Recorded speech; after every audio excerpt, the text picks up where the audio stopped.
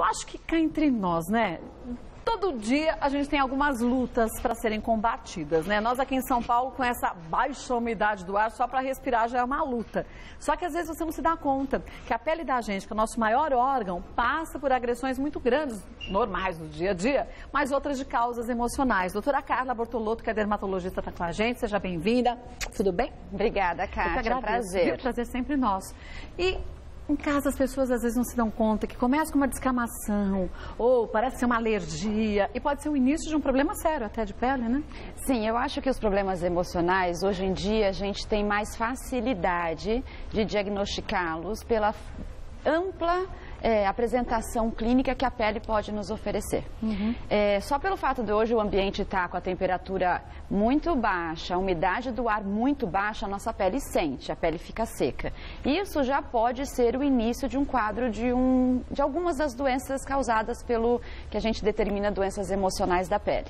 Se você coça muito a pele, você libera nessa pele vários transmissores e vários mediadores que desencadeiam o aumento da coceira. Então, quanto mais eu coço, mais vai coçar. Então, quanto mais você coça, mais você vai ter o estímulo de coçar.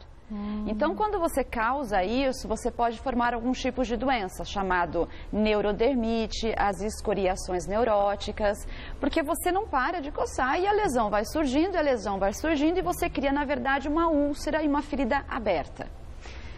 E daí, nesse caso, já tem a doença estabelecida. Então, uma simples pele seca já pode ser o causador de uma... Por isso, tem que hidratar direitinho a pele, passando o hidratante correto para a pele, mas também ingerindo bastante água. Sim. Isso é primordial, né? A nossa principal hidratação da pele é pela água que a gente bebe, pelo fato de ser água endógena. E a aplicação de hidratantes, de óleos essenciais, fazem com que você mantenha essa água totalmente dentro da pele e evita a perda dela para o meio ambiente. Temos uns mitos e verdades, vamos ver? Vamos. Olha, o primeiro deles é o seguinte: o estresse pode causar doenças de pele. É um mito ou uma verdade, doutora Carla? É difícil a gente determinar se ele é um mito ou verdade, mas hoje em dia na medicina a gente precisa de comprovações. Então não tem como eu comprovar que o estresse, pelo fato de não ter um exame específico, nem uma biópsia, nem um exame de sangue, que eu comprove que esse estresse desencadeou determinada doença. Mas a gente tem considerado o estresse como fator desencadeante. É um start que a gente tem para algumas doenças, Isso, né? Ele pode ser, você passa por um estresse. E o estresse que a gente considera estresse causador e desencadeador de doenças são aqueles estresses importantes, como a perda de um ente querido, separação entre casais. São estresses onde existe mesmo um dano à saúde e pode levar a algum tipo de doença. O estresse do nosso dia a dia, o estresse do trânsito, o estresse de vários problemas diários, todo mundo tem. Isso pode futuramente causar uma doença? Se ele for cumulativo, não tratado e não levado de uma maneira muito certa, é claro que vai dar esse start. E é claro que ele pode desencadear sim doença, mas em menor proporção que o estresse mais traumático que a gente denomina. E é aquele que muitas vezes a gente não está preparado para resolver, porque esses estresses do dia a dia, esses são mais fáceis, né? Sim. Trânsito, ou então uma discussãozinha que você tenha com alguém. A gente consegue lidar mais fácil, né? É mais tranquilo, né? Agora, aquele que nos pega de surpresa, com certeza pode desencadear vários tipos de doença de pele, doenças de cabelo, doenças de unha, todo, né? no corpo todo. Isso a gente falando da pele, fora as outras doenças que acometem os outros órgãos. É verdade. Vamos para mais um mito ou verdade? A alteração emocional acelera o envelhecimento cutâneo. Isso é uma verdade. É verdade. Quando a gente tem essa liberação de oxidante na pele, ele pode ser desencadeado por vários fatores. Alguns deles: tabagismo, alcoolismo, expor ao sol e o estresse. Então, isso faz com que você libere mais oxidante, e o oxidante em excesso na pele facilita o surgimento de um envelhecimento precoce. Então, existem maneiras que a gente tenta diminuir essa evolução com tratamentos estéticos, mas o mais importante é o tratamento interior, né? A diminuição do estresse, a diminuição de todos esses fatores que poderiam levar. Porque se a gente percebe que a pele chegou a ser atingida justamente por um desequilíbrio emocional, dentro da gente também o desequilíbrio é o mesmo, né? Sim. Os órgãos também estão sendo afetados da mesma forma, com envelhecimento precoce, né? Sim, todos, né? Todos não tem eles. como a gente tirar a pele do paciente e tratar separada. A gente trata sempre o todo, a gente vai tratar o organismo em um todo. Não tem como a gente separar, porque é uma clínica, é uma fisiologia única. Então, interfere de um lado, interfere sim do outro. Vamos para o próximo, mito ou verdade? Psoríase e vitiligo são doenças contagiosas. Totalmente Nossa mito, Senhora. isso não existe, né? Não são contagiosas, são doenças de pele, principalmente. O vitiligo tem uma característica, a psoríase tem outra. Mas são consideradas doenças autoimunes? São consideradas né? doenças autoimunes, ou seja, o que é uma doença autoimune? É o seu próprio organismo que desenvolve defesas contra as suas próprias células e podem desenvolver certas doenças, como o vitiligo e a psoríase. O vitiligo, qual é a diferença que ele dá? Não só as manchas, como as pessoas às vezes imaginam, né? Na maioria das vezes eu tenho as manchas, que é o mais básico, né? Assim, o mais comum. Mas em proporções diferentes de uma pessoa para outra, né? Isso, eu posso ter o vitiligo localizado, que é apenas uma mancha em um lugar do corpo, que ele não evolui, fica ali o resto da vida com ou sem o tratamento. Eu posso ter o vitiligo generalizado, que ele vai acometer o corpo inteiro e vai evoluindo por vários fatores desencadeantes e também quando não tratado. Existe também o vitiligo segmentar, que dá só em metade do nosso corpo. Existe também o vitiligo ocupacional. Esse vitiligo ocupacional, ele não é autoimune, ele é uma doença diferente, que ele é desencadeado por pessoas que lidam com substâncias que causam a descoloração da pele. Como, por exemplo, borracha, pessoas que trabalham no norte do país com castanha de caju, o próprio líquido da castanha de caju pode dar o vitiligo. Umas manchas? São manchas brancas igual ao vitiligo. Só que quando você tira o contato da substância, volta a ter a cor original da pele. Por isso que é importante, gente, o diagnóstico correto. Sim. Porque não adianta tratar um problema como esse com a medicação que se usa para um vitiligo comum. Isso, né? não vai ter um resultado. Não vai ser o mesmo resultado. E em relação à psoríase? Pois é, a psoríase ela já é outra doença, também autoimune, mas ela tem uma apresentação diferente.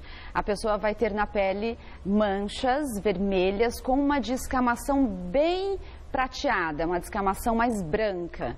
E também pode ter vários tipos de psoríase, desde localizada no cotovelo e joelho, que é o mais comum, no couro cabeludo, nas unhas, ou também atingir o corpo inteiro.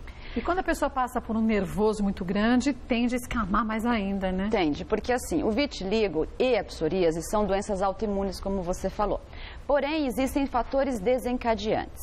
Os fatores desencadeantes podem ser sol em excesso e um principal é o estresse. Então, o estresse, ele dá o start na lesão para ela piorar, aumentar o processo inflamatório, aumentar a descamação. E no caso do vitiligo, ela aumenta o surgimento dessas lesões no corpo inteiro. É como se aumentassem essas manchas de tamanho e de número também, né? Isso, por exemplo, a pessoa comenta que estava estabilizado e depois de um estresse pontual, ela surge muito mais, lesão aumenta mais do que 50% do que já tinha. Então faz parte do tratamento também, um tratamento multidisciplinar com Sim. psicólogos e tudo mais, Principalmente nessas doenças onde a gente sabe que tem um grande fator emocional relacionado, o tratamento multidisciplinar com psicólogo ou até psiquiatra e até com medicamentos é essencial. E assim, em relação ao vitiligo, Kátia, é engraçado a gente perceber em crianças que com 10, 12 anos de idade, que elas surgem de repente com a lesão de vitiligo, após um trauma familiar, ou após separação de pais, ou após a perda de um ente querido.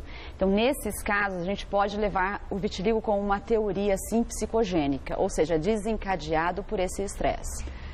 Vamos para mais um mito ou verdade? Vamos ver o próximo, qual é? Descontrole emocional pode contribuir muito para o surgimento das acnes. A gente poderia dizer que é um mito, mas a acne, ela tá mais comum nos adolescentes. Então, adolescentes, eles têm mais facilidade de ter esses descontroles emocionais. É prova de vestibular. Também, isso. Né? É prova de vestibular, o estresse no colégio, várias situações em que eles estão começando a enfrentar. Então, esses descontroles emocionais podem causar, sim, indiretamente, um estímulo em alguns órgãos. No caso da mulher, nos ovários, e no caso no homem, em outros órgãos que vão estimular a liberação de alguns hormônios. Esses hormônios podem ser estimuladores da glândula sebácea, que é a causadora da acne. Então, ela estimulando mais, ela vai ter uma proliferação maior, vindo uma bactéria, contaminando e facilitando uma acne mais exacerbada. É bom lembrar, né, gente, que a gente é um corpo que tem mente, o emocional faz parte do processo químico que faz a gente pensar, a gente agir, o coração bater. Então não dá pra gente separar o emocional, achando que o emocional é uma coisa e a saúde física é outra. É um conjunto só, né? Mas assim, é essencial a gente descobrir isso. Porém, às vezes a gente recebe alguns pacientes no consultório com o diagnóstico de que aquela doença foi causada pelo estresse. Eu acho que isso tem que ser um pouco limitado, porque quando a gente determina que uma doença foi causada por estresse, a gente tem que ter descartado todas as outras hipóteses para achar que aquela foi e tem um grande potencial de ser emocional. Mas é depois que a pessoa já teve a doença, aí acho que é tão complicado você falar que a culpa foi dela, né? Pois é. Concorda? Eu acho que a gente tem que começar a pensar em saúde emocional e saúde psiquiátrica antes, prevenindo as doenças. Depois que você já as teve, não adianta pensar nisso, senão vai piorar a situação. Sim. E sim pra gente ver o quanto que a gente tem que ter uma saúde emocional equilibrada, adequada, para o corpo funcionar bem, né, doutora Com Carla? certeza. Eu acho que a junção de todos esses fatores vão levar a uma vida mais saudável. É difícil? Sim. Existem vários fatores que podem desencadear? Sim. Mas a gente tem que pensar que a nossa saúde depende desse funcionamento em geral, né, Kátia? E vai depender da vontade da gente, claro, de conseguir modificar essas situações, né? Sim, com certeza. Isso mostra, gente, o quanto que a gente tem que ter equilíbrio em tudo, na alimentação, na forma como a gente reage a alguns estímulos, que nem sempre são tão positivos na vida da gente. E uma vez que a gente se equilibra, sabe aquela história de orar e vigiar? Você fica vigiando suas atitudes, você acaba tendo mais saúde emocional e saúde física, né? Pois é, quando a pele, por exemplo, então o que a gente vai fazer? A gente fez um diagnóstico de doença de pele, o que a gente vai poder tratar esse paciente? É o dermatologista quem trata ou é o psiquiatra? Eu acho que o essencial é o dermatologista fazer o diagnóstico. Fez o diagnóstico, essa terapia multidisciplinar junto com o dermatologista, porque a ferida está aberta. Sim. A gente tem que tampar aquela ferida, a gente tem que vigiar a ferida e tratá-la com medicamentos que a gente tem disponível. E a associação de um tratamento psicólogo ou psiquiátrico para ajudar a gente a ter uma cura ou pelo menos uma saúde adequada. Olha, lembrar, gente, quanto antes feito um diagnóstico, seja ele qual for, melhor pra gente. E nunca se automedique, mesmo com receitinhas caseiras que você acha que não façam mal. Pode achar que não faz mal, mas pode ser que você tenha uma complicação do seu quadro. Então, busque sempre a ajuda de um médico, tá? Querendo os contatos da doutora Carla Bortolotto, anota aí, vou passar o site, que é o www.doutoracarlabortolotto.com.br. Pode acessar lá. Obrigada mais Kátia, uma vez. Queria mandar um beijo para minha avó e para o meu avô, que são lá do Paraná, adoram assistir seu programa. Bom, um beijo para vocês. Como é o nome deles? Vó Ermelindo e vó Elza. Um beijo para vocês, viu? No Paraná, muita saúde. E obrigada, né? querida. A gente tem que valorizar a família, com né? certeza, eles são lindos. Que lindo. Obrigada, Kátia. Um beijinho para vocês.